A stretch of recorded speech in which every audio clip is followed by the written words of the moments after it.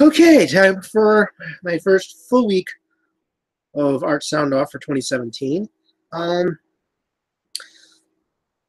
this is something that I mentioned I was going to do on Twitter. I'm writing the review for Superman Adventures number 22 on Saturday. Well, for Saturday, I wrote the review on Friday. And I got pulled away from it. Just as I was doing the synopsis. And when I came back to it, I looked at it, and something just kind of grabbed me. The scene in question, part I was talking about was basically Superman and Professor Hamilton have to head to the Fortress of Solitude. Now, for those of you who don't know, Superman Adventures is based on Superman the Animated Series. It was a tie-in comic, so it's set in the DC animated universe. Although I don't think the people who wrote the Adventure Comics, Batman Adventures, Superman Adventures, Justice League Adventures, I don't think they ever really, because a lot of times there was stuff in there that was out of place. For example, because they were borrowing from the regular DC comic. For example, Superman being a member of the Justice League before the Justice League actually existed in the DCAU. But there was also another event that happened in Justice League Unlimited, where, well, first I got to go back to the finale of Superman the Animated Series. Darkseid brainwashes Superman and has him go on the attack. And during that time, Supergirl got hurt and performed surgery on her. And so they have to use like a kryptonite needle in order to do it. And that would fun right there, because he's helping out his friend. He's saving Supergirl's life. Should have been all well and good. Fast forward, though, to Justice League Unlimited. And we find out that he actually used some of her DNA to basically clone Kara and created this sort of hit woman for Project Cadmus called Althea. I think that was her name. Basically, she was designed after Power Girl, but it's not Power Girl. And Trail, when Superman confronts him, and he's like, "Whoa, after you do the attack for Darkseid, I got scared, so Cadmus came to me and I went with him." And basically, he betrayed them. Supergirl took part of her, made an evil, murderous clone, and was trouble for Kara because she was having nightmares, and she was already in the 31st century, because DCAU could sometimes be as weird as comics. And she was never aware of this.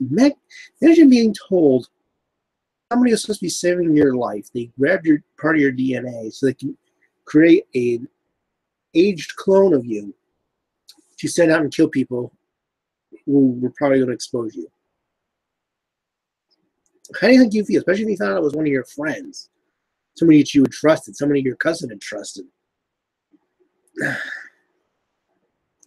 So you can't look at him the same way again. You can't go back to the old episodes and look at him the same way again. If you want something strictly in comics, look what happened with Nick Fury.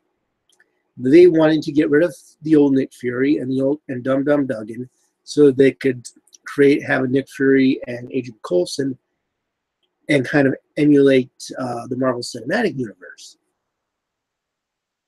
Now Nick Fury is been blowing up galaxies for years, and Dum Dum Dugan is just a robot based on his old friend. That way we can hate him and supposedly will accept this new Nick Fury.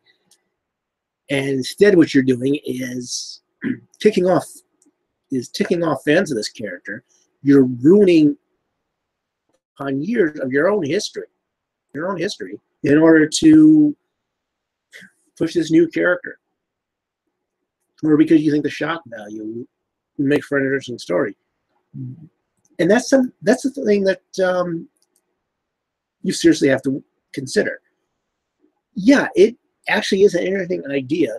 Somebody that you thought was a good guy is actually a bad guy, but if there's never been any hints of it, and somebody's become a fan of that character, they're gonna be ticked off at you.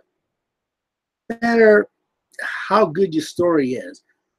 If we found, think of your favorite comic book character, or your favorite fictional character, favorite fictional hero, and then you found out all along they were basically evil. Wouldn't that just tick you off after years and decades of following the character? And that's why people were so pissed off with Captain Hydra America over there, Mr. Hail Hydra, because Captain America is supposed to have been this symbol of America and American values and the war against the Nazis and the Japanese at the time. And he's supposed to be this great big hero, and then here he is now. All of a sudden, his origin is retconned till he was actually a Hydra recruit and became a sleeper agent. All that. Yeah, and I know Cosmic Cube, rewriting history. I don't care, and neither did his fans. The fact that you had Captain America evil was not sitting well with anybody, and that's, like I said, that's what you've got to worry about. It might be an interesting story idea, and maybe you created the character so that they were actually supposed to be evil all along. So it was a surprise, and that's one thing. But if you're going to retcon a history of a character that you know for a long time, and suddenly have them switch sides and become a bad person, you're not going to be able to go back to those old stories again and see these characters the same way. You're not going to be able to enjoy those stories. And if you hate your old stories, if you hate the old stories of the people who came before you, I don't care. But the fan base will. And I'm not telling you not to. For some characters, I hope you don't. I mean, I'm asking you to think about that idea. Think wisely about it. I'm not talking about somebody like Tara in the comics and in the recent Judas Contract TV movie, where she was created to be their friend, but was supposed to ultimately betray the Teen Titans. That's different. This is a character that was never intended to be bad, and then somewhere along the line, somebody decided, well, we need to get rid of this character, or we don't like what this character stands for, so we're going to turn them evil, and the way we can get rid of them. Same thing happened with Hal Jordan. I mean, Kyle Rayner is my favorite Green Lantern because I like what he brought to the table. But at the same time, making Hal Jordan evil really made a lot of people mad. I'm not saying don't do it, but I'm saying think before you do it. Think wisely. Are you going to tick off your fan base? Are you going to tick off this character's fan base? Are you going to actually cause more problems? And does this story really need to be told? If you're doing it for the right reasons, it can work. But the examples that I've given you, with the exception of Tara, have never been a good idea. Turning Professor Hamilton's heel turn was bad. Hal Jordan's heel turn was bad. Nick Fury's heel turn was bad. Turning Dum Dum Dung into a robot was bad, because now I can't read the Godzilla comics the same way. It's like, how are you supposed to care about him? He's a robot that if he gets smashed, he's going to get replaced. So the kind of lessons about. I mean, yeah, he's going to survive, but let's be honest. These characters are going to survive anyway, as long as they're still making their publisher money.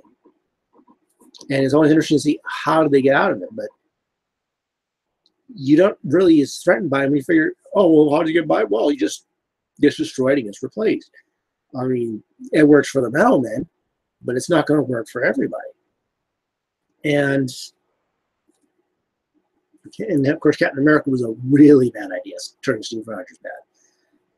And, I know, and for whatever reasons, it's not that you shouldn't do it, it's that you should think before you do it. Is this going to really a good idea? Is this going to do anything? Don't do a story just to tell a story. It needs to, you're creating or continuing a universe. And this is a universe that fans have followed, fans have got into. And I know that, fans will often take a work more seriously than the writers, unless the writer was already a fan themselves, or if it's their own universe. But at the same time, you do have to think about the fans, because they're the ones who are buying these things, and they're the ones who are going to get mad. So maybe save this story for a character's other work, or if you're going to do this, have a turn that makes sense, that you can understand why they've fallen off the wagon. I kind of understand why Hamilton joined Cadmus. I don't agree with it. I think he's an idiot, and I think they ruined the character. Not as bad as they did to Terry, but that's a whole other topic. But just kind of think about it before you write it, and make sure that you're ready for the backlash. If you really want to tell the story, just be prepared. Be a backlash against you, and that if enough people really like the character, and it could actually backfire on you. If you're ready for that, then go ahead. It's your story. You got to tell it. But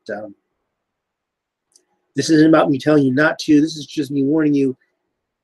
If you do, don't get upset or surprised when it doesn't sit well with your audience. And that's good enough for me for now. If you want to follow more of my commentaries, or see my weekly comic strip, or keep track of other comic work, you can go to my website, bwspotlight.com. If you want to hear more Art Soundoff participants, then go to Twitter and look for the hashtag Art Soundoff or the Art Soundoff. And if you'd like to take part, go to leantoart.com/artsoundoff.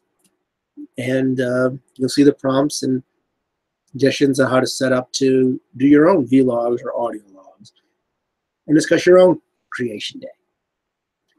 But until then, I wish you happy creating.